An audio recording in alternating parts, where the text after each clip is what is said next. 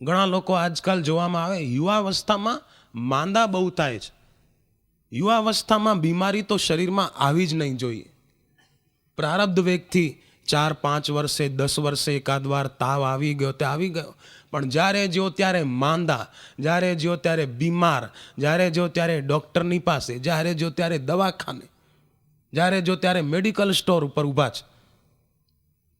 નહીં, યુવાવસ્થામાં જો અવારનવાર બીમારી આવે છે તો સમજી લો કે જાણે અજાણે અમારી શક્તિ, જેને વીર્ય કહેવામાં આવે છે, બ્રહ્મચર્ય શક્તિ જાણે અજાણે નષ્ટ થાય છે.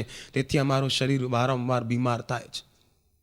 બીલીપત્રના કૂણા કૂણા પાન 40 દિવસ સુધી ચાવીને ખાય, વિચાર શુદ્ધિનો ખ્યાલ રાખે તો સ્વપ્ન દોષની બીમારી કાયમ માટે મટી શકે. પ્રદર રોગની બીમારી મટી શકે છે.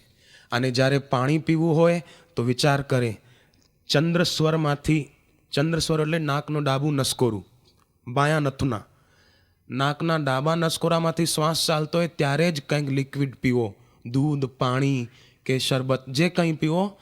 ચંદ્રસ્વર, ડાબા નસકોરામાંથી શ્વાસ મુખ્ય રૂપે ચાલતો હોય ત્યારે જ. જમતી વખતે જુઓ, જમણા નસકોરામાંથી શ્વાસની અવર જવર મુખ્ય રૂપે થતી હોય ત્યારે જ ખાઓ, તે ખાધેલું જલ્દી પચે. પણ જમણું નસકોરું ચાલતું હોય ત્યારે આપણે પાણી, દૂધ કે શરબત પીએ તો પછી ધાતુ ક્ષયનો રોગ થાય.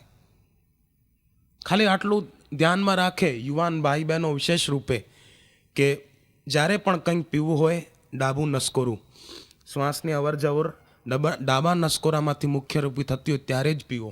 સ્વપ્ન દોષ, પ્રદર રોગની બીમારી કાયમ માટે મટી જાય, કોઈ દવા લેવાની જરૂર નથી. અને વિચાર શુદ્ધિનો ખ્યાલ રાખે.